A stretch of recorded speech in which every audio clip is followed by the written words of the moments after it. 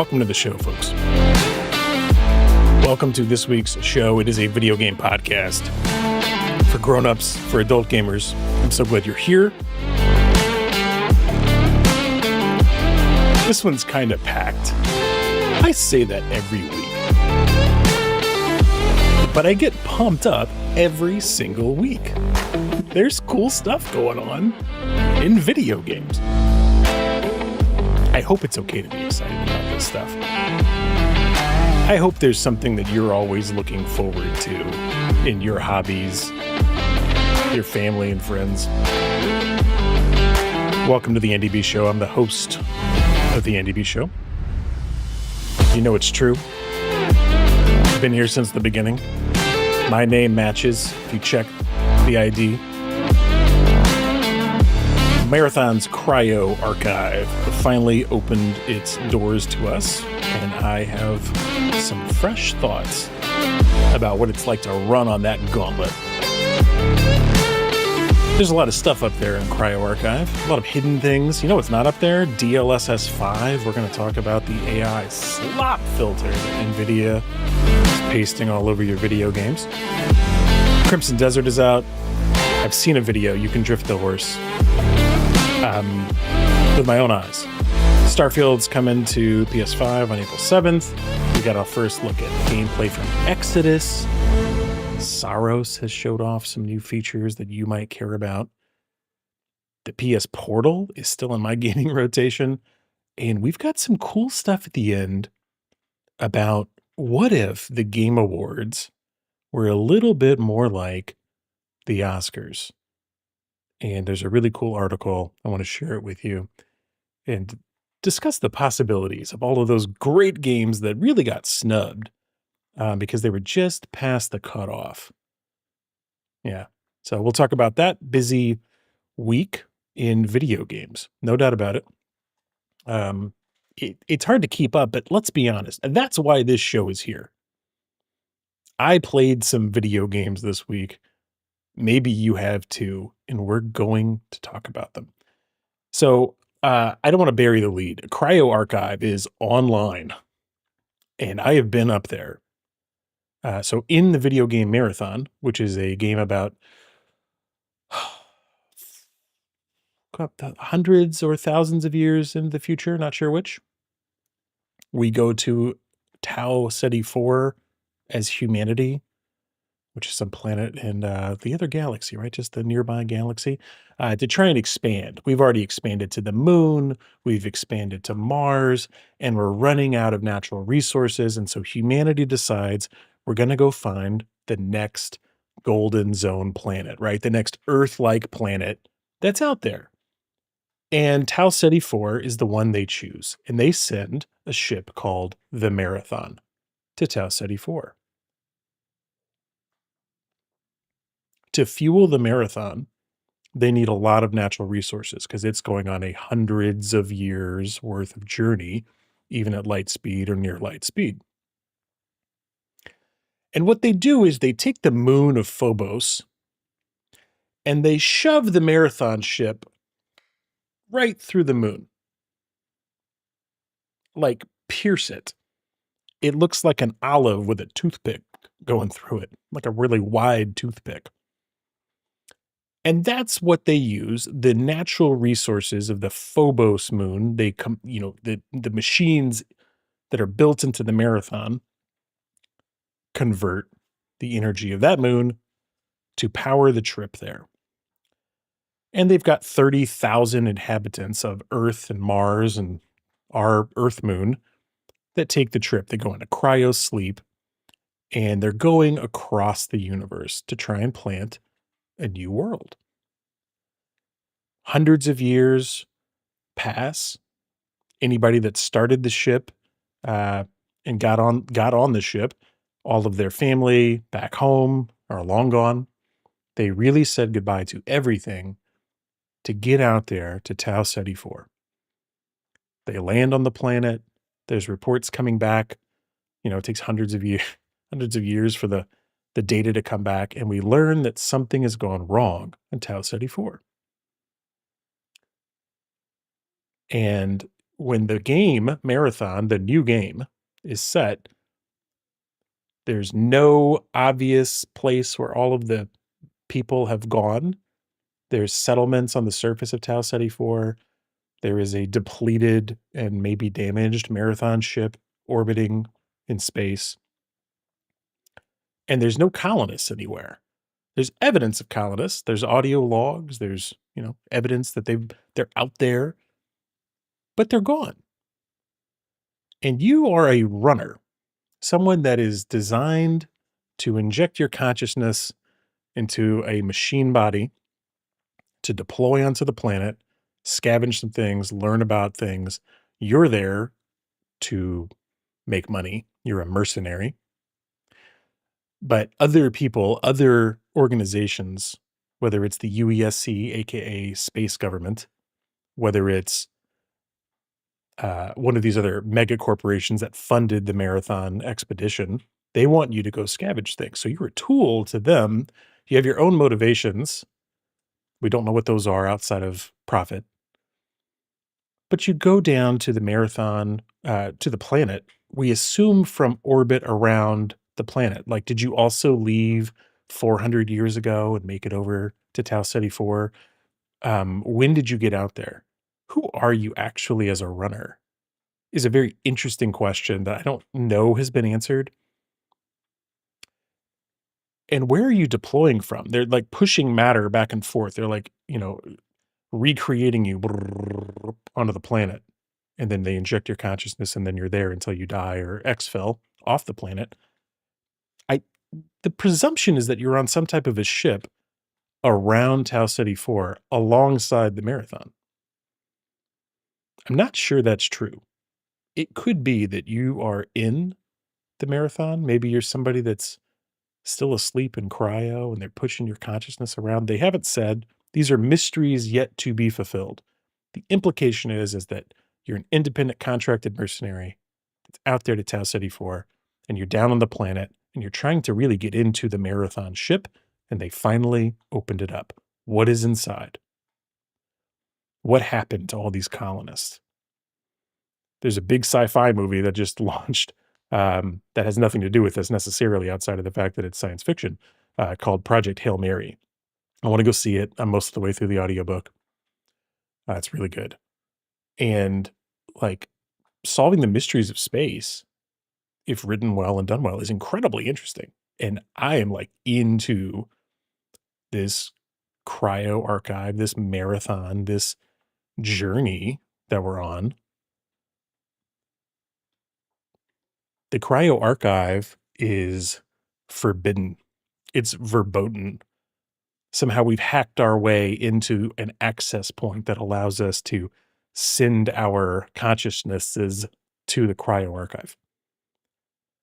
And all of the other runners are up there too. And we're trying to fight.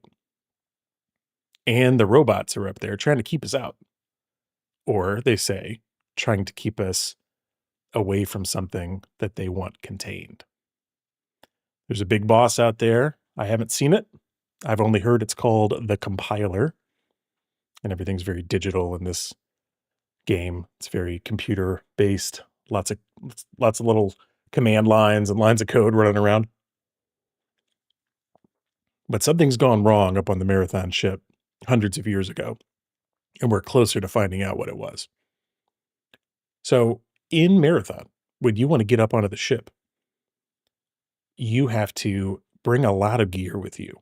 And as an extraction game, if you've been listening to this show for a while, you've been hearing me talk about it. The game's been out for like 2 weeks. I've been playing it. You have to bring a lot of gear that's worth a lot of value to be able to get up onto the Marathon ship. And so it's expensive, if you will, to get up there. You really have to risk 5,000 credits worth of gear all at once to be allowed to enter. So everybody's bringing their good stuff, their really good gear. And they give you a free kit, a sponsored kit with blue items that are worth enough to get up there. I hope they will do it once a weekend. Because if I didn't mention this, the Cryo Archive is a special time-limited map. It's only open on the weekends. And some people were really upset about it. I heard someone say that they thought it was like a capitalist movement to like keep the working people of Marathon down or something. It's like, "Hey, we can't afford to go up to the cryo archive. That is capitalist overlords." It's like I think that you're just gonna run out of gear if if 6 or 8, I'm not sure how many teams spawn into the cryo archive at once, teams all spawn in and one of them exfils, then 7 teams just had 5,000 plus gear each wiped. So, like, how many runs can you really afford in cryo archive? How often can you get out there? So I asked, I said, just how many cryo runs can you afford this weekend if you never extract successfully? Because if you get out, you'll probably leave with a lot of, the gear you brought in plus a lot of extra stuff you find.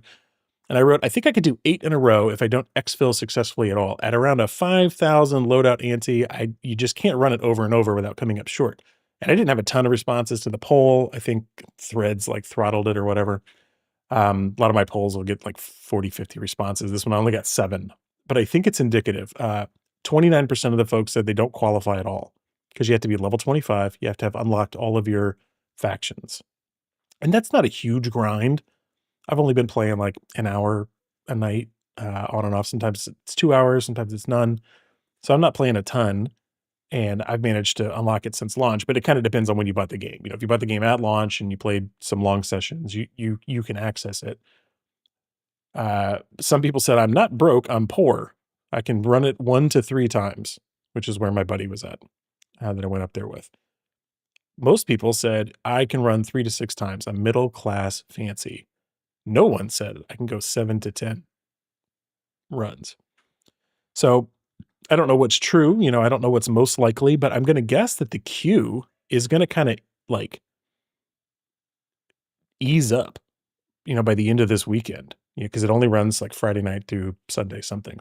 Someday that runs through Monday 10 a.m. So I guess if you want to grind all Sunday night and get no sleep for work the next day, go for it. I'm not going to do that. But yeah, I think it was interesting. Our situation was, we did crew fill with 1 extra person. It was that person's second run. It was me and a buddy, our first run. And it's just a huge map. The map is larger than you'd expect. It's all inside a ship, so there's no outdoors, which is like, I think obvious, but just in case. There's no out of doors with it. And yeah, when you exfil or you infill, you go in our case, we brought our sponsored kit and you load in and you can see that the map is like almost, it's kind of like a spiral from my first view of it, because trying to grok how the map looks is actually gameplay. And there's people that are putting out guides. I went in without seeing anything. I didn't want to watch any videos early. What I wanted to kind of just do is get that first experience. And so, you can go look up a vision of the map online, but basically there's 6 areas around the main control room. And it looks like there's a bunch of little extra areas around, but like a lot of big cities, you'll have like the city of Atlanta. You'll have Atlanta in the middle, and then you'll have highways that run around the circle of it. The perimeter highways, right? So you can kind of like be out there on the perimeter and at any point kind of dive in. And this kind of looks the same. It looks like you can be spawning in at some place called index or preservation or biostock or cargo or steerage, but you probably need to get to control, which is there in the center.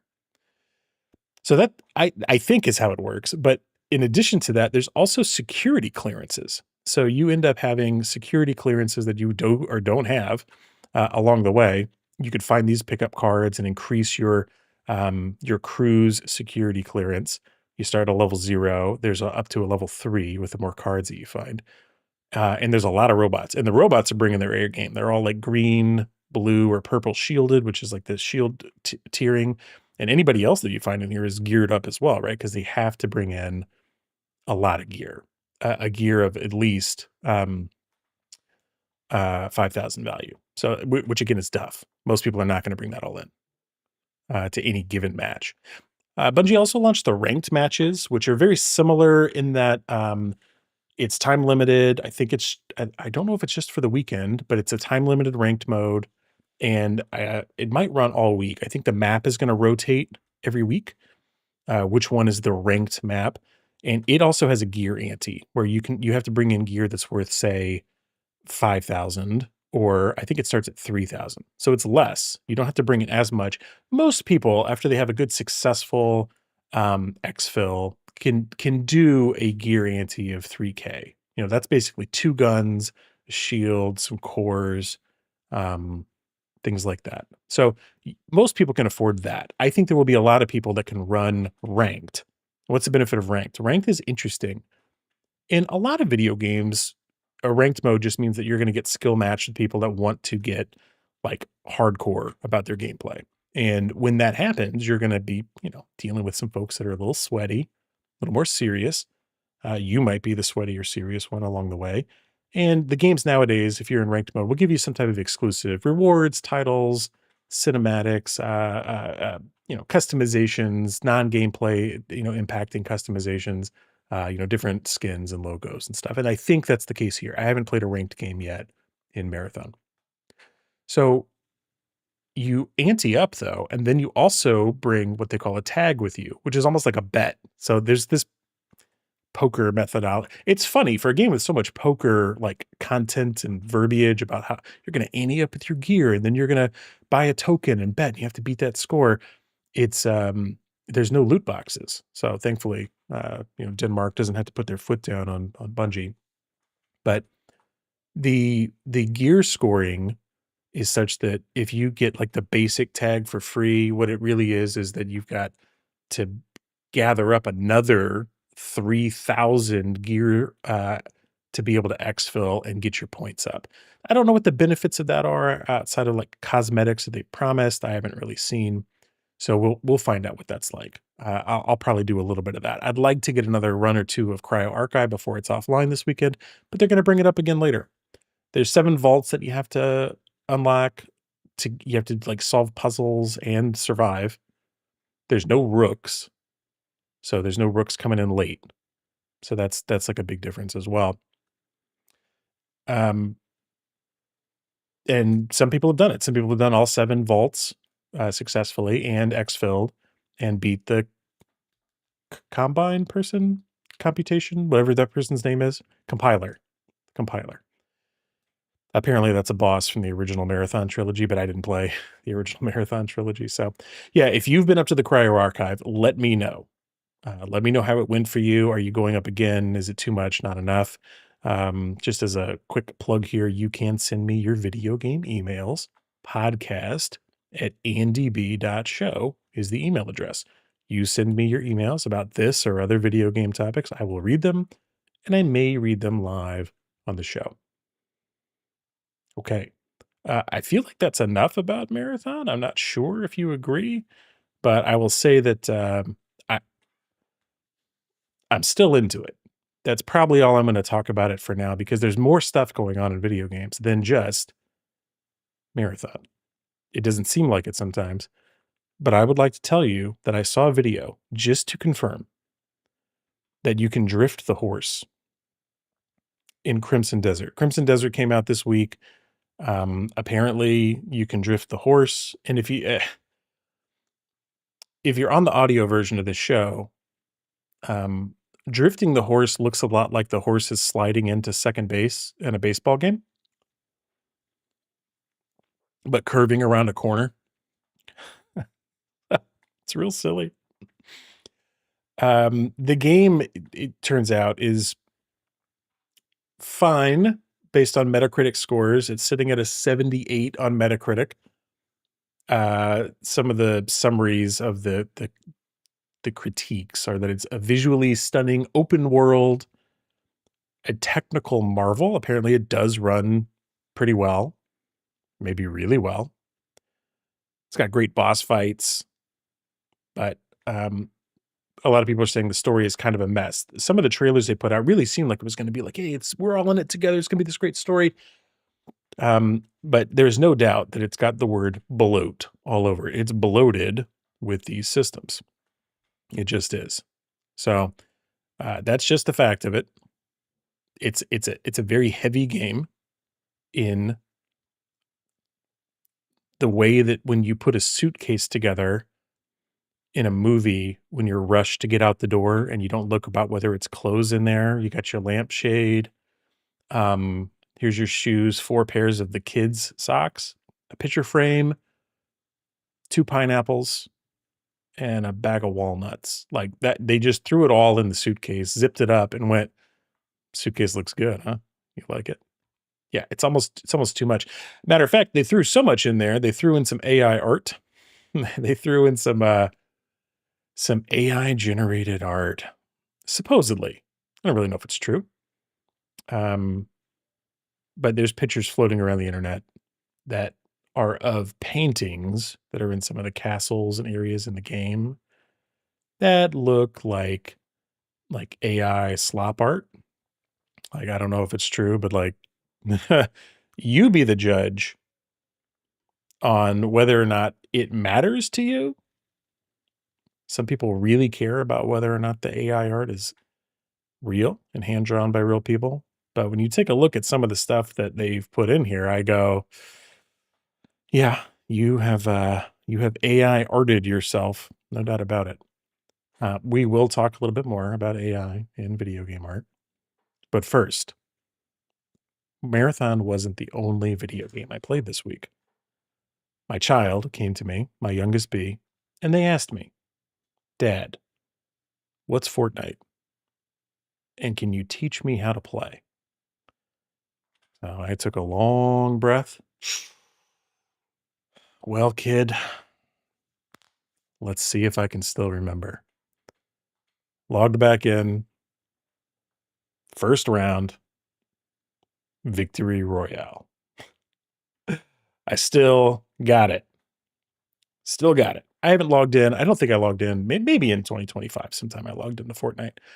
Every time you log into Fortnite, it's like logging in to like the busiest part of that movie about the metaverse from Steven Spielberg,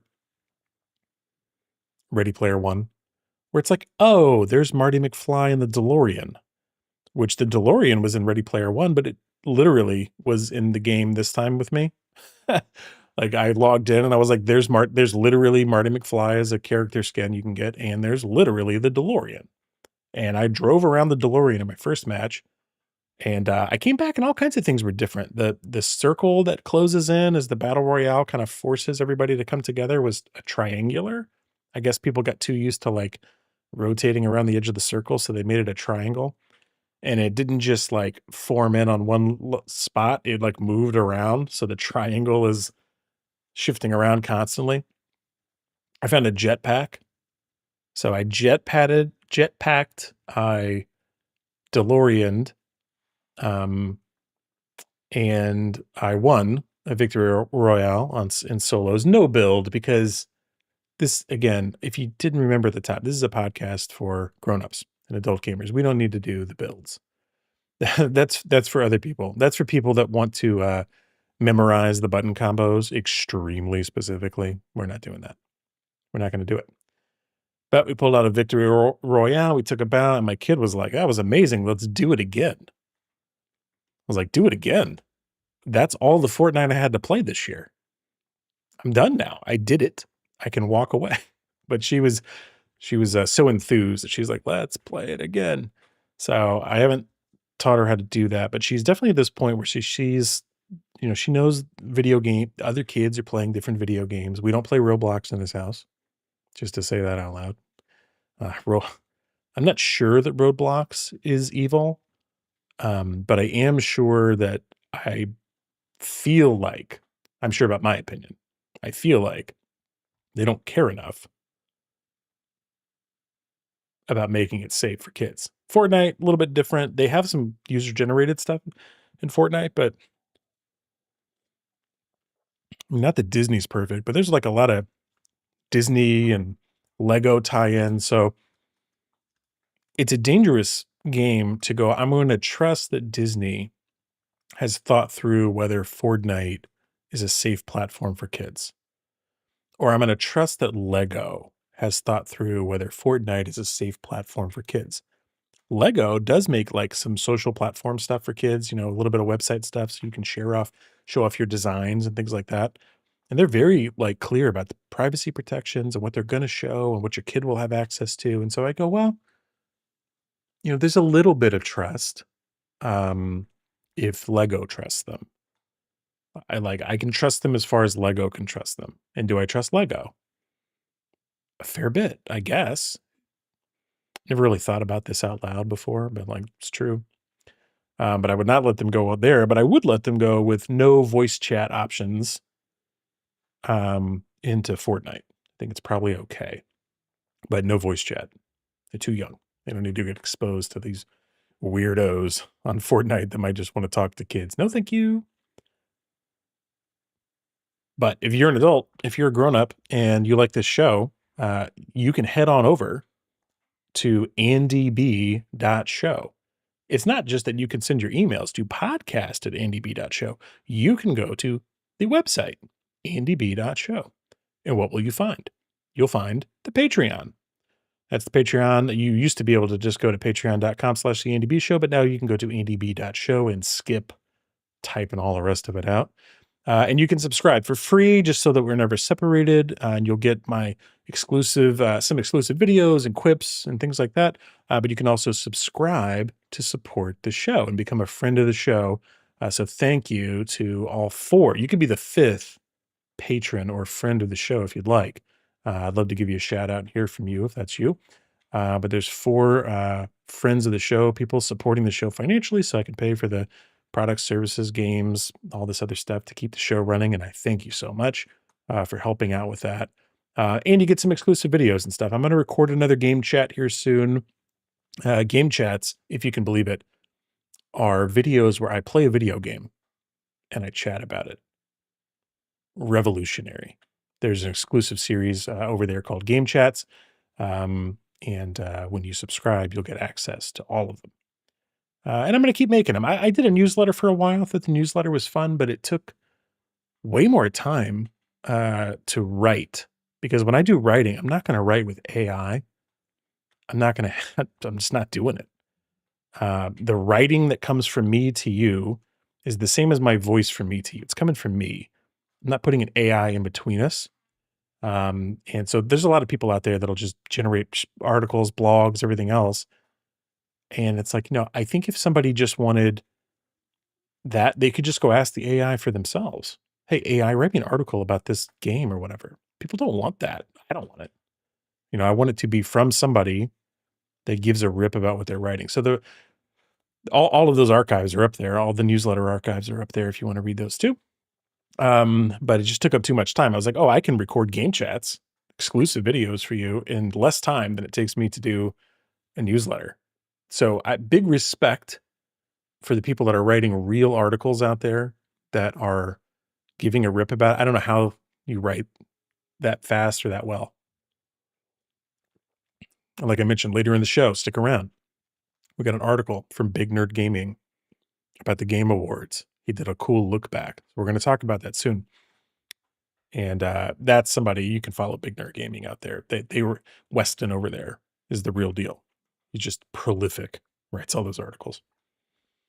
Okay, we're on to the news. Are you ready for the news? More games are getting better. Thank you, PlayStation Super Scaling Resolution. Is that what it's called? Sony this week released not DLSS 5. We'll talk about it. But the upgraded PSSS. PSS. How many S's are in this? PSSR. And they rolled it out to Silent Hill F, Monster Hunter Wilds, Final Fantasy VII Rebirth, Crimson Desert, and more. So if you have a PlayStation 5 Pro and a TV that you can, that's big enough for you to care that the resolution is improved, there's a lot of games on there. You just have to go turn it on and see the difference. So, everybody's putting out these glad handing looking, we're so glad to support this. But basically, they're getting it for free once they enable it. So Alan Wake 2, Control with the upscaling is in there. Ninja Theory did it for Senua's Saga. And the one for me that I was the most excited about was actually Final Fantasy VII Rebirth, because Final Fantasy VII Remake was on the PlayStation 5. I don't think they did. Maybe they did something special for the Pro, and I don't think so. Um, the the remake, the first of the new 3 games of the trilogy that they created out of the first Final Fantasy VII, um, looked incredible. Maybe one of, like, just the best looking games I've seen in a long, long time. And when Rebirth came out, I was like, "Oh, we're going out into kind of the more open world area," right? That's what happens in the video game. In the actual game, it opens up, the aperture changes, you're outside of Midgar now, and you're fighting out in the open. And it's where in the original game, everything kind of really opens up. But when it did it in Rebirth on the PlayStation 5, including the Pro, it lost some stuff. Like, the graphics were not as good. They had to really tone it down to get a wider range of visuals and open space and open world. Um, and the sharpness and clarity went down. They had to issue a bunch of patches and changes to make it look right. It was not as good. None of the characters looked as clean. It was disappointing to me. I played about 20 hours of it apparently, and then rolled off. Something else came up. I did beat the first Final Fantasy VII Remake and the first Final Fantasy VII back on the actually played it on the PC. I think we had a gateway PC, and I bought Final Fantasy VII on the PC. I don't think I had a PlayStation at the time that could play it. Forgot about that. Yeah. Um, anyway, when Remake came out, it was incredible looking. But when Rebirth came out, I just didn't feel good about it. So that was the one that I booted up this week. I was like, I wanted to see how Rebirth looks and get out there into the fields, the open areas, and take a look. And I haven't done a game chat about it. I'm not even sure. I guess I have a capture card that could pull it up in 4K. I'm like, I'm not even sure I can capture it in a way that would make sense. I'm not Digital Foundry. And if I was, I would not be respecting myself right now because of all the things I said about DLSS 5. We'll get into that. But Final Fantasy VII Rebirth looks pretty good with PSSR enabled. I played it for 15, 20 minutes, just kind of looked around, did a couple things. So I might do a game chat video about that. But yeah, that's kind of like a free upgrade. Like, your PlayStation 5 Pro just got better, and all you had to do was sit there and click a button. Not bad. All right, what's next in news? Yeah. In case you were wondering if video games are good this year, Frazeal33 dropped this one on us. He says, "We're only a quarter of the way through 2026, which means we're officially on Game of the Year watch." So he put together the top games of the year according to Metacritic. Got this cool little graphic, which, if you're listening on the audio only version, you can't see, but don't worry, I'm going to read it to you. So I'm going to start at the bottom. There's 1, 2, 3, 4, 5, like 7, 8 games on here. Cult of the Lamb Woolhaven is at the bottom of the list with an 86. I've never played Cult of the Lamb. Maybe you have. Perfect Tides, Station to Station. Never even heard of that game. Does it have an 86? Like, what's the criteria by which these games do or don't have this? Esoteric Ebb, 87. Never heard of it. Neo 3 was 86. Mugenics, Meugenics. I have heard of that one, but I haven't played it. Resident Evil Requiem, 89. And at the top, it's Pokemon Pocopia with an 89. So that's a lot of big games, or at least a couple of big games with really big scores, and then some smaller games I've never heard of, but that's kind of how the Game Awards goes, right? You know, you're going to have some games maybe you've never heard of. PlayStation Portal got an update because I should have grouped this in with the PSSR, but I didn't want to confuse myself or you. PSSR is the rendering upgrade for the PlayStation Pro, PlayStation 5 Pro. I almost confused myself.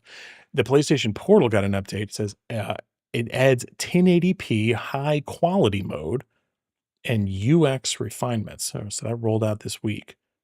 I don't think I've turned on my PlayStation Portal this week. But they also announced some information over there in the PlayStation blog. They said, since our last update in November, we've seen strong momentum on PS Portal. Cloud streaming monthly users grew by 162% year over year in January. That's a lot. And over 50% of PS Portal users are now PlayStation Plus Premium subscribers, reflecting growing engagement with the cloud experience. Yeah, because when you bought the PlayStation Portal, you didn't have to have PlayStation Premium, which is like their one level up tier of PlayStation service. It's like $150 a year, something like that. You could just have a regular account or a free account, I think, and you would stream the game from your PlayStation over the internet to your portal. But I've got to tell you, that doesn't work great. Like, it's okay to like log in, maybe change something, check a setting or something like that, but it's never worked great for me to stream it directly from my PlayStation up to the portal. However, what works really well is the cloud streaming, which Microsoft figured out a long time ago. Like the cloud streaming works pretty well if your cloud streaming works pretty well. But to add the extra bounce from your machine up to the internet over to your portal, most people's internet's not built for that. But these huge data centers where all the data's at, where all they're streaming the game from, is built for that. And it works great. Yeah, but I'm surprised it's only 52% of or 50% of PS Portal users that are upgraded. Yeah, so you can get a high quality mode now. So now from the streaming servers, they're going to like push a higher quality mode out there. So you'll get higher quality video, but it'll use more data. And if you're on like flippin' fast internet, no problem, right? Just make it look better. So that's a big deal. So the games on the PlayStation Portal will look better. They've got a slightly refined cloud streaming experience. They say better detail page, game invites, trophy notifications, search screen. So the good news is if you, well, that's a lot of good news. But if you're into the portal or thinking about getting one, you want to know whether they're still developing for it, or whether they've kind of given up on it. And they're adding stuff. So that's great. Speaking of things that are getting added, there's stuff coming to Game Pass. Coming soon to Game Pass are the following games. It's always tough to read. Is it coming soon to Xbox Game Pass, or is it coming soon to Xbox Game Pass of a certain tier? So I'm going to read, unless it's Ultimate only, these are all on Premium, which is that $15 a month or $20 a month tier. It's not the $30 one. South of Midnight, probably first to Premium. The Altars, Disco Elysium, Like a Dragon Infinite Wealth, Absalom, which I really want to play. Not enough to plug my Xbox in and subscribe. Resident Evil Biohazard, The Long Dark, and they're still making that game. I remember playing The Long Dark like 5 or 6 years ago. I guess they're still working on it. Barbie Horse Trails, Final Fantasy IV, and some game called Nova Roma, which is PC only Game Pass. It looks like it's a game preview game of some type of a strategy sim. Sure. Anyway, most of those are coming out just randomly. They drip drop these. Like these dates are nuts, man. Xbox never tells you what the dates are when they push these posts out. They just say coming soon. I always make fun of them. I think they blocked me. Wario 64 of those got the dates. Some of these come out 3/18, 3/19, 3/24, 3/25, 3/30, 3/31, 4/2, 4/2, 4/7. It's like, okay, are you sure about your game? Like these games, do you have to drip feed us all the content all at once? Or can you just go, here's all the games for the month? Like, why are you dragging it out? Like, give us the announcement and let us play the games. Like I'm not a current Xbox Pass. I read the Xbox Game Pass stuff for you, in case you're listening and you're a Game Pass subscriber. That's the whole reason they're on the show. I don't subscribe to it right now. Maybe I will again someday. I think it is a little bit of gaming news, but I read it for your benefit as a service to you, the listener or the viewer, depending. Because you might be listening to this on Spotify or a podcast app of your choice, or on YouTube, or on Patreon. What else is coming? Starfield is coming to PS5 on April 7th. So they announced that. It's been long enough. It's been held up there. They'll finally sell some copies. There was quite a bit of information that came out with this, which is that they've got new locations, new vehicles, new spacesuits, new weapons. and basically like a lot of new things. So, um, if you've been wondering what are they doing over there at Bethesda, they've got Trackers Alliance, which is available now, and a bunch of upgrades coming on April 7th.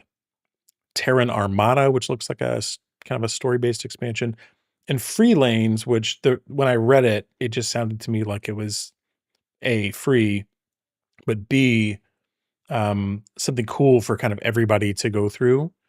Um, as far as like changing up, I think they're going to be adding like new space combat and new options around. Like, are they really going to add like new space travel things that'll let you trade stuff? You know me, I like games that let you do space trading, buy low, sell high with the space junk.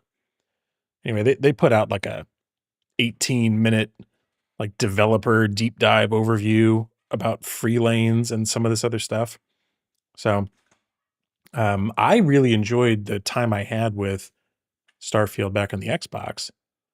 I made the mistake of saying, "Oh, I'm an Xbox Game Pass subscriber. I'll play it for free," and then I pre-ordered the deluxe edition or whatever, which means I paid for 2 expansion packs that didn't exist so that I could get 3-day early access because I was hyped. Like I wanted it bad. Like I really wanted to play that game. I loved the soundtrack. I loved the NASA space punk aesthetic. Like there was so much I really liked. Game came out. It was pretty good, but like most Bethesda games, there's like a lot of, there's like a lot of the pacing is difficult when the game is completely directed by you, when you're just free to go anywhere and do anything. Is it still interesting? And how do you keep up your own motivation to play the game? And I dropped off. But that happens to a lot of these games for me. But many of them I come back. I came back many times to create new stealth archers on Skyrim and finally beat it, like beat the main quest and a couple of the faction quests.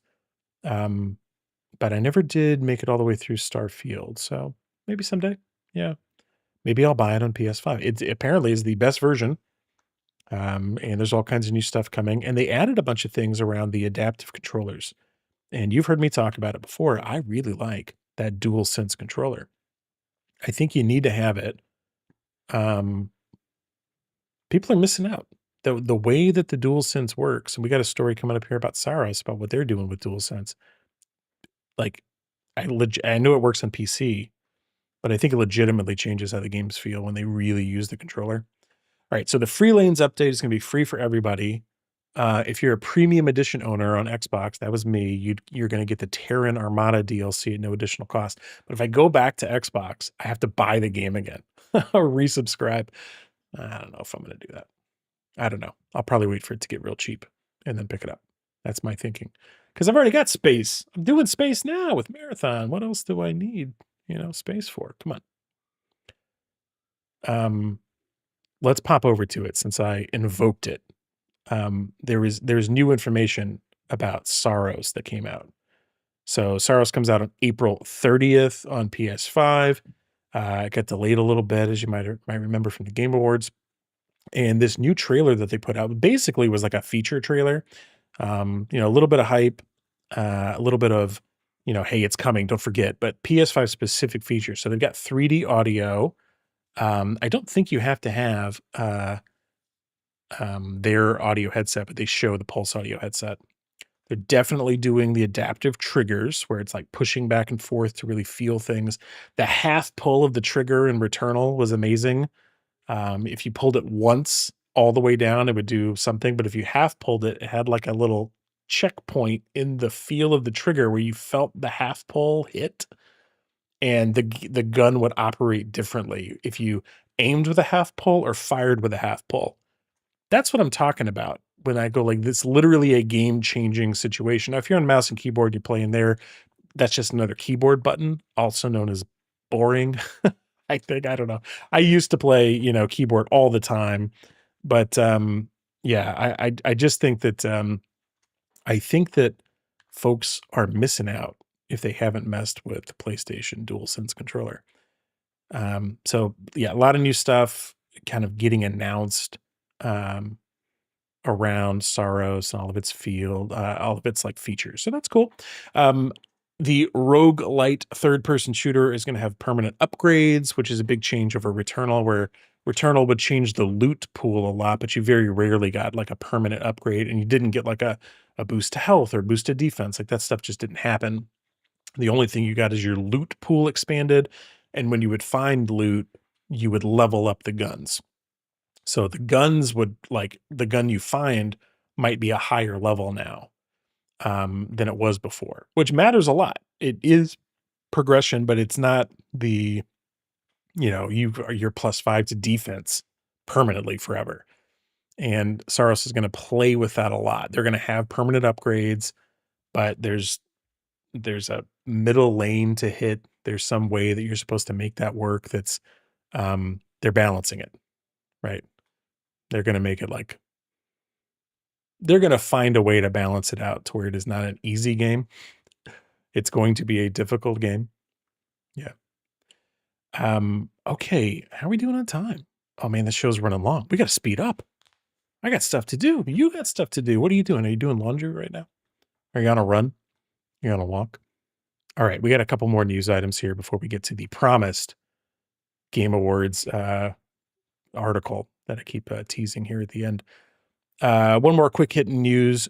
PlayStack, the publisher of Balatro, has announced that they have a quote unquote hit rate of more than, or hit ratio of more than 85%. So basically, according to GameDeveloper.com here, they've maintained a hit ratio of over 85%, meaning the vast majority of titles they've published have generated a positive return on external development cost. Now, if you're me and I'm you, and we're listening to that, we go, oh, you're a profitable business. And maybe extremely profitable in some cases, like Balatro is probably like a runaway hit. And some developers and some companies like Crimson Desert came out with that 78 on the Metacritic this week, and their stock dropped like crazy, like 20 or 30%. And it's like, well, what does it take to make a hit? Like if the game sells millions of copies, we're not, and is profitable, but it's not enough, we're not happy. Like when's enough, you know? Yeah, some of their new every new title published by PlayStack in 2025, such as Voidbreaker and Unbeatable, remains on track to deliver a return on invested capital. According to TrueFen, which is the parent company of PlayStack, the return on investment capital exceeds 300%. Internal rate of return of over 100%, which is nerd talk for they're making good money based on how they are investing it. 20 million new downloads during the year. So good for them. Look, it is a smaller publisher making good money and people are happy. Like that is one more sign of a way that we can have a healthy game industry where not everybody has to put out Marathon and Crimson Desert and these big games. Put out some smaller games that are doing well. It's what you want. It's what I want. There's one thing I don't want, and that is AI slop in my video games. I don't want it. I'm not an AI hardliner. I know people who are. There's some people that listen to this show that are AI hardliners. They say, and I don't think they're wrong. We'll see what the courts can prove someday. That these AI models have trained different ones. They're not all the same, but a lot of them have trained on stolen material that was on the internet, movies, books, copyrighted materials of all types. They trained on those to make the models understand that content and then sold the model and access to the model on a meter. It says like, hey, come check out our model, buy a little bit of, you want a taste of this? You want some? And what they're really reselling is intelligence, reasoning, access to all the data, some of which is visual data, musical data. Some of these AI services are selling music and visuals and everything else that they didn't pay for. And if you're an artist if you're somebody that produces content, if they sample this show and they're getting my voice and then reselling it back out, that's theft. How can you prove it? Has it been proven in the courts? It's a complex situation. But there's also a lot of open data out there. There's a lot of open source code repositories out there. There's a ton of internal code. So when I think about like business productivity, information that's just out there, not copyrightable, some of it is, some of it's not copyrightable. Um, for me, I go, that's business productivity software that's based on information that is available in the open. GitHub is the most wide open source group of repositories that you can find. And if they're training models on that stuff, who cares? It's open source. The whole point is that you could repackage it. People get upset when they find out that people have just resold or repackaged open source information, open source code. But I'm like, that is in part what it's there to do. The licensing is there for that. But the licensing on photos, Getty Images is not going to tell you that you can just use their photos because you saw it hanging around on the internet. That's copyrighted information. You have to pay big money to Getty Images per photo to be able to use it. I can't show a movie clip on this podcast, on the video version of this podcast, without it getting flagged by YouTube instantly because it's copyrighted. I can't show or play music that I don't pay for, and I pay a subscription to a music service. It's reasonable cost every year, but it's not like popular. Like I'm not getting the radio hits. It's really cool music for like online creators, and even that's copyrighted. If I don't use that correctly, or it could still get flagged incorrectly, they'll say, "Oh, you're stealing, Andy. Why are you stealing stuff?" Music, visuals, books, movies, photos are the most copyrightable, don't you dare steal it, intellectual property that society produces. And code and other productivity methodologies are some of the least copyrightable. They are copyrightable, but they're harder to defend. It's like I have an idea and I implement it in code slightly differently than you find. So where's the line in these AI generations? Like if you've been following me for a long time, it's like I have worked in tech and I do work in tech. Guess what? AI's around, man. I don't like the way that DLSS 5 from NVIDIA slaps an AI filter on top of the video games. I think it looks bad. I think that all of the technical explanations for why it's not exactly, it's supposedly like an AI slop filter are garbage. NVIDIA has said that it's using the in-game assets, and that's let people think that it's using the video game assets and upscaling them somehow. What they actually mean is that every frame and the geometry of the frame that the NVIDIA carved for DLSS 5, the tech demo that they showed this last week at DTC, it's looking at the frame generation, the frame data, and it's sending it through a trained ML model, a machine learning model that's been trained on visuals. It runs very fast, and it generates frame by frame using two 5090s strapped to each other, an AI slop filter over the top. The video game developers supposedly are in control of how that's going to look. But the fact is, it's generative on top of the frame. So when you go to ChatGPT and you go, hey, here's my photo, make an anime Studio Ghibli version of me. Well, ChatGPT has trained on all the Ghibli movies, legally or not. I don't know. You decide. Some court will decide someday, maybe. It'll take your photo as an input, run it through the machine learning model that's trained on Studio Ghibli movies, and what comes out the other end is you looking like a Studio Ghibli character, kind of. That's happening here. Very, very fast. Frame by frame fast. It's using the data, not the whole photo. That would take too long. It's using the in-game data, the points and bits and bobs and vectors that create the frame of video game. And it's running it through the same type of machine learning model that is tunable. You can tune it, but you can't fully control it. And you end up with photos in the video game, if you look at it frame by frame, because that's what the model is doing, that are not what was in the original content of the frame. It's not what the developer put together. It's somebody else's face superimposed piece by piece on the geometry of the face of the game character. So Leon from Resident Evil looks different than he does without DLSS 5 on. The characters from Hogwarts Legacy look like totally different people. And they go, "Oh no, this is just it's just change it's the future of video games."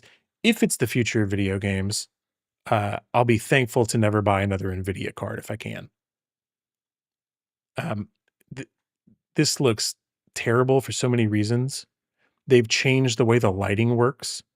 They've changed the face structure of the main character, the other character. I don't play Resident Evil Requiem, so I don't remember her name. Lucy, I think. It doesn't look like it's supposed to look.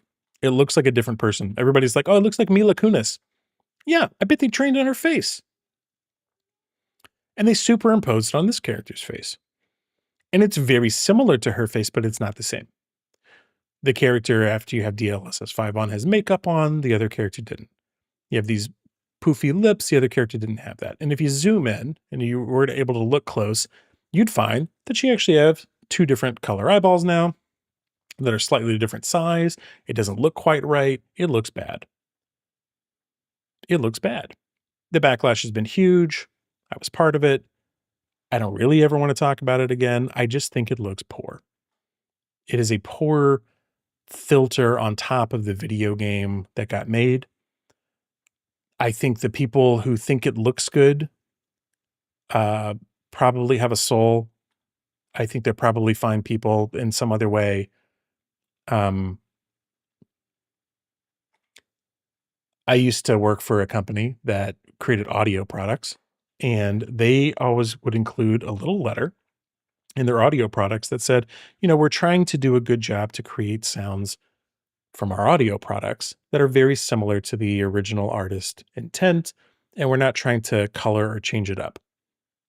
So if you bought headphones from Sony or anybody, you'd have a little button on the headphone maybe that says bass boost. Well, this other company, the one I worked for, didn't have that, and they would never have that. They said they thought that made no sense at all. Now, the customers wanted bass boost. They liked it. People like being able to customize the way their headphones sound. And some people like to have this big, driving, booming bass. But the company I worked for had an opinion about what it should look like or sound like in that case. And it wasn't something, that it wasn't that they had no effect on how it sounds. Everything that went into their headphone products made the headphones sound a certain way. But their design philosophy was, we're not going to try and mess with it too much. And we're not going to give you a bass boost button. Sorry. We're just not going to. That's not for you. If you need that, go somewhere else. NVIDIA is basically saying, like, we have an opinion on how it should look. It should look like this AI filter on top because we think that looks good. And yes, you can turn it off. You can turn it on. It's not even available right now for consumers. It's like a research preview. But they say it's coming this year to single graphics card setups for PC. And then games will support it. The problem is it looks like garbage. And Jensen Huang told Tom's Hardware, Jensen Huang is the NVIDIA CEO, one of the richest people in the world, one of the top 10. He said, the critics about DLSS 5 are, quote, completely wrong. And the DLSS 5 uses content control generative AI at the geometry level. Content control. What he's saying, and honestly, this guy's got bigger fish to fry. I don't know why he's like worried about defending this.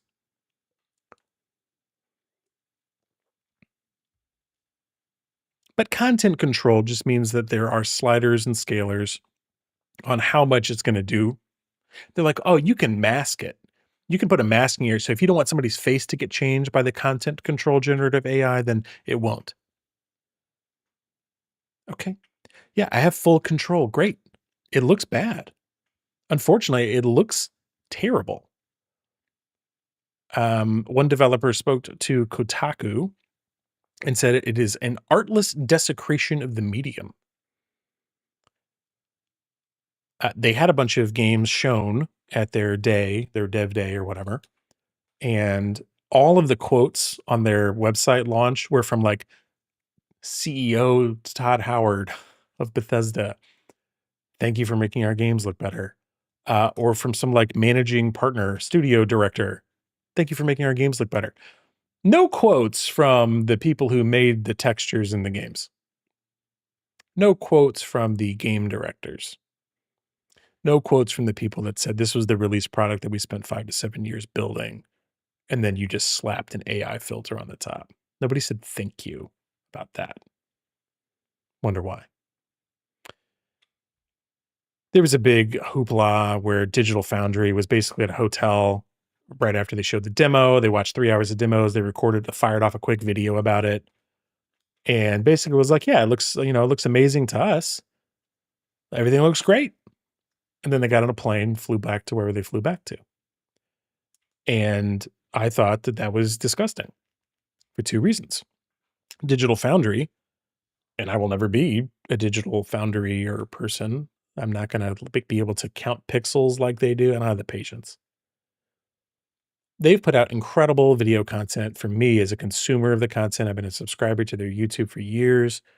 I like caring about, when they do console breakdowns and comparisons, like, they're really into it.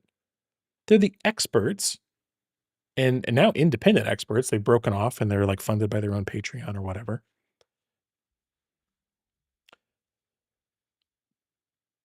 For them to be experts for so many years in visual quality and to care about the IQ or image quality so much, and then to look at DLSS 5 and what it's doing and just go, "This is really incredible." What do you mean by incredible, I have to ask? Do you mean that technically it's impressive that they can have a frame by frame, like generative AI layer mapped on top of the existing geometry? I think that is technically super impressive. They're stringing two 5090 graphics cards together to make it look like that. Incredible achievement. The problem is it looks like garbage. It looks like AI slop images that come out. I was doing some research recently because I was wondering, it's like, hey, when you see AI, they're obviously AI generated images, and maybe someday we won't be able to tell. Maybe some of us are fooled already. But when you see the ones that are obvious, well, the first question is, can the average customer tell the difference? And most people can't. There's some surveys that have gone out that say about 50% of people that see an AI generated image know that it's an AI image and they're accurate about it. So some other percentage of folks don't know it's AI or they think it is, but they're inaccurate. So only about half of people that see it can tell, and the variables are changing all the time as the models get better and everything else. So there's going to be a time at which either you won't tell or you'll get fooled or whatever. So we're imperfect judges of whether some AI images are AI images today. That's number one, which is why I don't blame people that argued with me on Threads about whether or not it's an AI filter, because it absolutely is. The company says it is. They want to call it content control generative AI, but that just means tweakable generative AI.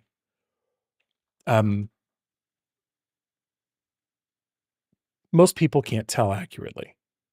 Fact one. Fact two, when people do find out that it's an AI image, their distrust spikes through the roof.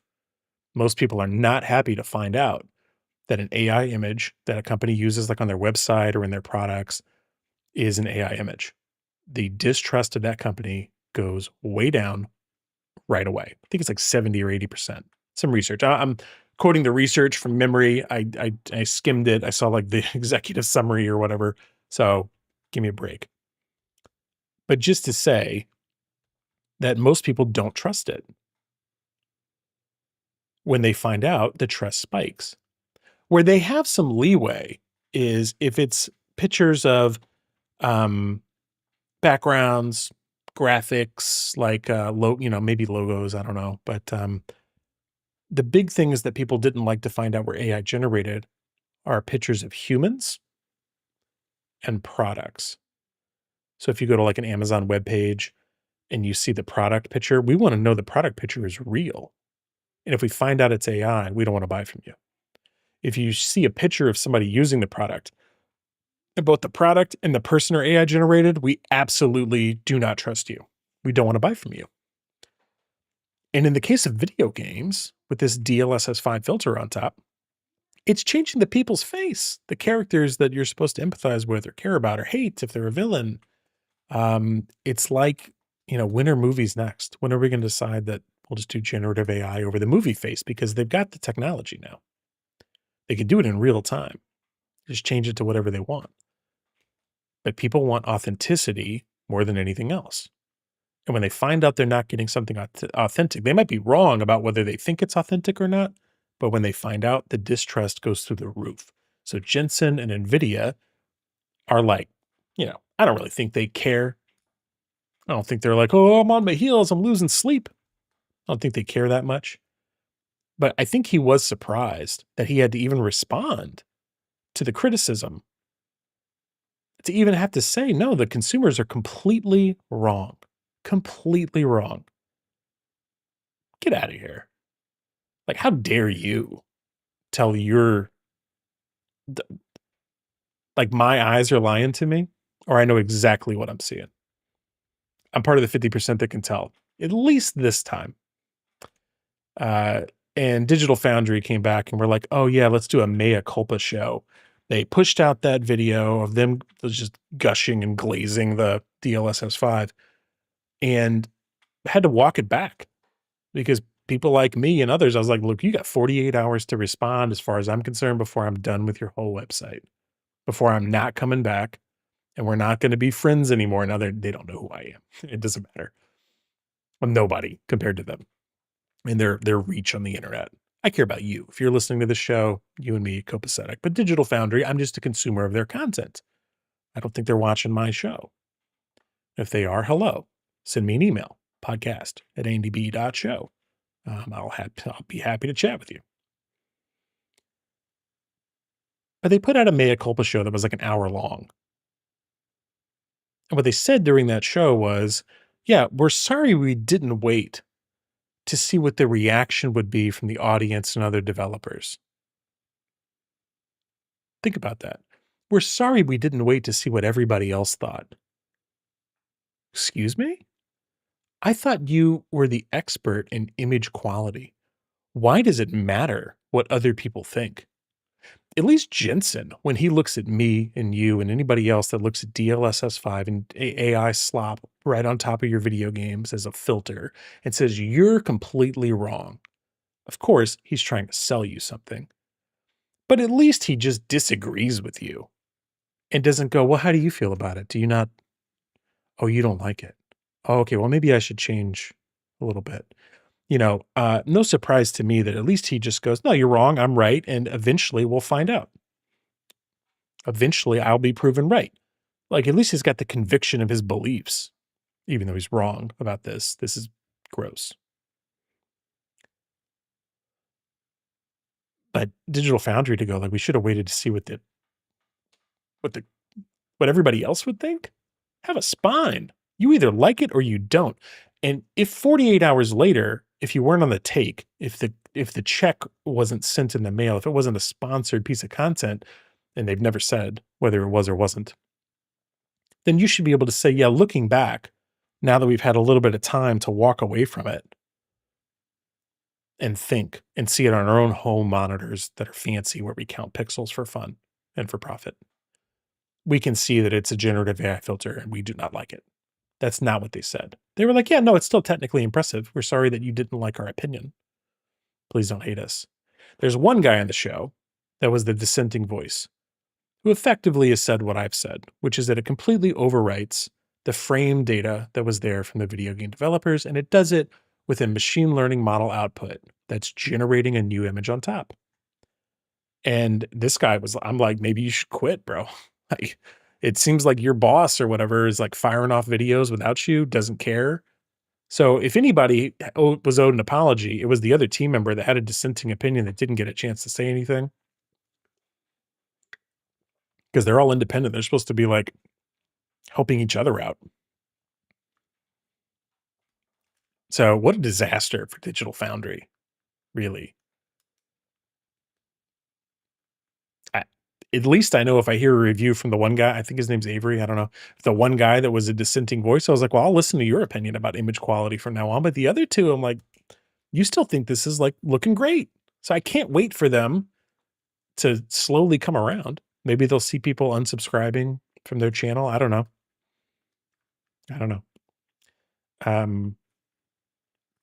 That's how I feel about that. Okay. I've promised this for a bit. The Game Awards opinion piece from Weston, a self-proclaimed Game Awards sicko, is the article that's going to close out our show today. If you haven't taken a look at bignerdgaming.com, now's your chance. Weston wrote, what if we had 10 nominees at the Game Awards like the Oscars?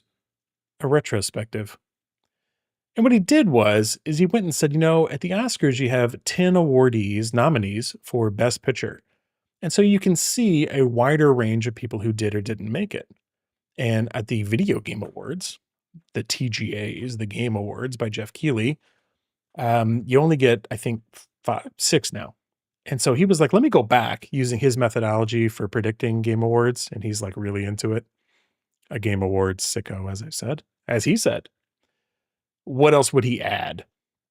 So, for example, for 2014, when Dragon Age Inquisition won, that was okay, I guess. The other nominees were Hearthstone, Middle-earth: Shadow of Mordor, Dark Souls 2, and Bayonetta 2. But if we'd have had 10 nominees based on Metacritic scores and this other proprietary formula that Big Nerd Gaming has, the other nominees would have been, and look what you would have missed out on if you weren't paying attention, Far Cry 4, Shovel Knight, great game, South Park: The Stick of Truth, Smash Brothers, Super Smash Bros. For Wii U, and Titanfall. Titanfall would have made the cut. I'm like, okay, I'm reading. What else? Let's go to the next year. I'm gonna read you one or two more of these, and I'll let you get the rest on your own. In 2015, the actual Game of the Year award winner was The Witcher 3: Wild Hunt.